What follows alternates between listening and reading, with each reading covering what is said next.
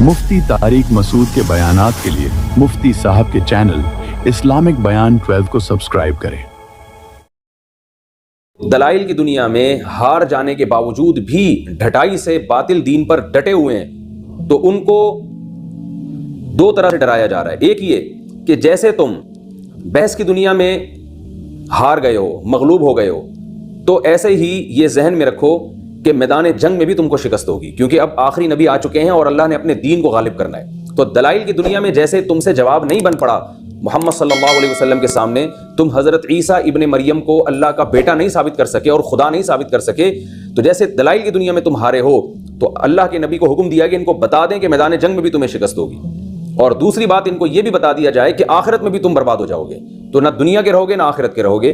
तो ये पूरे रुकू का हासिल यही है। इसलिए अल्लाह ने फरमाया इन्नल्लज़ीना कफ़रू, बेशक जो लोग काफिर हैं, मुराद इससे आमतौर पर जो अहले किताब थे, जो नबी के पास आए थे, उनको बता दीजिए लन तुग़नी अन्हुम अम्वालुहुम वला औलादुहुम मिनल्लाहि शैआ, कि तुम्हें तुम्हारे माल और तुम्हारी औलाद ज़र्रा बराबर भी अल्लाह से काम नहीं आएंगी।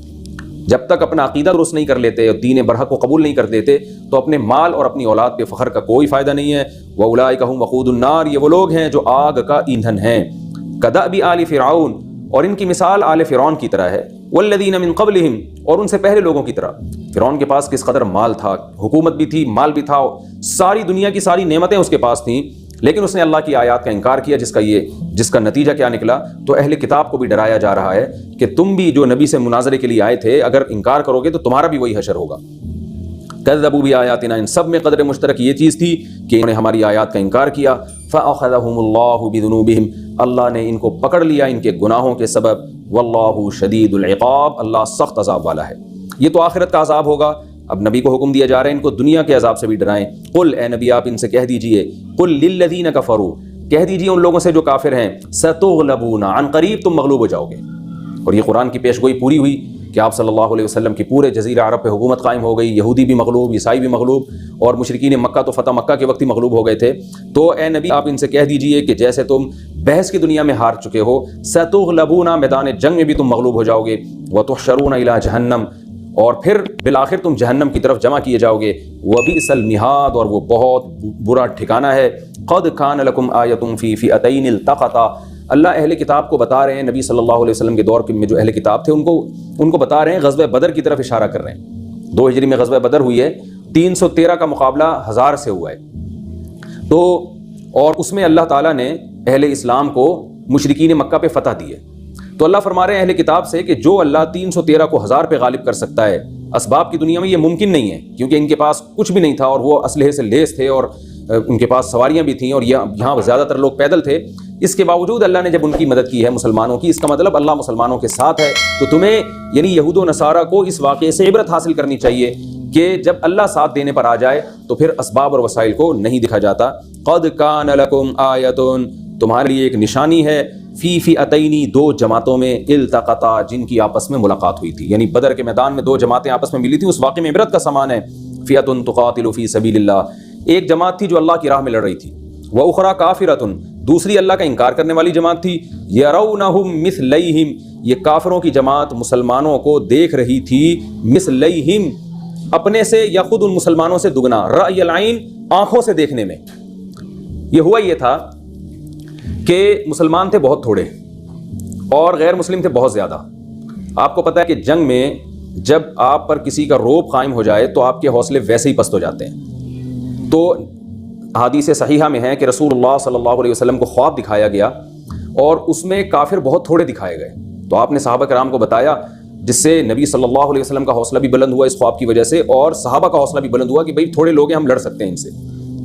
तो अल्लाह ने अपने नबी को ये ख्वाब दिखाया, इससे मुसलमानों के हौसले बुलंद हो गए।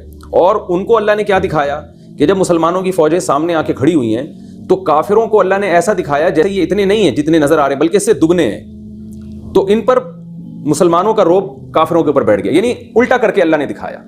हाँ, इस पर एक इश्काल हो सकता है कि नबी का ख्वाब तो झूठा नहीं हो सकता, कि अगर वो काफिर थोड़े दिखाए गए तो ज्यादा क्यों निकले। तो उलमा ने इसका जवाब ये दिया है कि एक तो ख्वाबों की ताबीरें हुआ करती हैं, ख्वाब जरूरी नहीं कि जैसा है एज इट इज वही ताबीर हो उसकी, जैसा नजर आ रहा है। दूसरी बात यह कि अल्लाह ने कम दिखाना, ये इसकी अलामत नहीं है कि अल्लाह ये बता रहा है कि वो कम है, बल्कि ये इसकी अलामत ख्वाब में ये दिखाया जा रहा है कि आपको हम इतने दिखा रहे हैं। बहुत सारे अल्लाह ने छुपा दिए नबी सल्लल्लाहु अलैहि वसल्लम से। तो झूठा ख्वाब जब होता है जब खबर दी जाती کہ یہ تھوڑے ہیں اور صبح نبی اٹھ کے دیکھتے تو پتہ چلا یہ تو بہت ہیں، تو یہ خواب جھوٹا ہوتا۔ کسی کو کوئی چیز پوری نہ دکھانا، اس میں اس کا سچ اور جھوٹ سے تعلق نہیں ہے۔ جیسے آپ کسی کو یعنی کوئی لشکر دکھانا چاہ رہے ہیں اور آپ نے آدھا دکھایا آدھا نہیں دکھایا، تو دکھانے میں یہ تو نہیں ہے کہ آپ نے جو آدھا دکھایا وہ جھوٹ تھے، وہ بھی حقیقت تھی، آدھا چھپا لیا گیا۔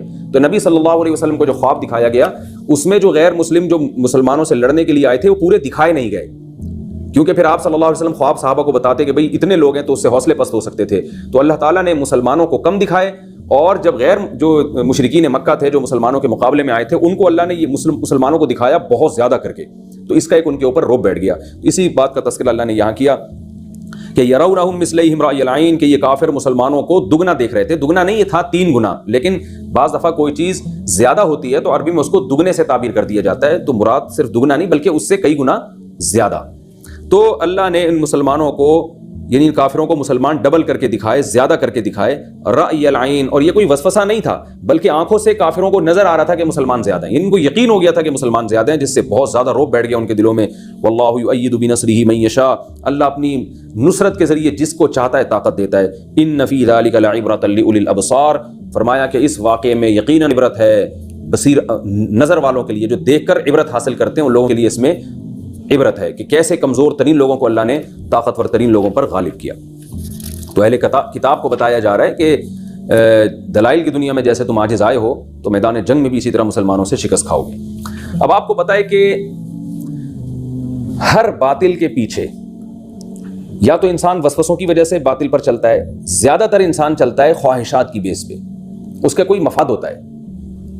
تو یہود و نصارہ جو اسلام کو فالو نہیں کرتے، حالانکہ اسلام کی حقانیت ان کی سمجھ میں آ گئی ہے، اس کے باوجود اسلام کو فالو نہیں کرتے، اس کی بڑی وجہ دلائل نہیں ہے کہ دلائل کی دنیا میں اسلام نے دلائل سے اپنا حق ہونا ثابت نہیں کیا ہے۔ جیسے کہ نبی صلی اللہ علیہ وسلم کے سامنے جو یہود و نصارہ آ کے بیٹھے ہوئے تھے وہ تو حجت بازی میں مغلوب ہو گئے تھے، ان کے پاس جواب نہیں تھے قرآن کے دلائل کے، لیکن کیا ہے کہ انسان خواہشات کا غلام ہے۔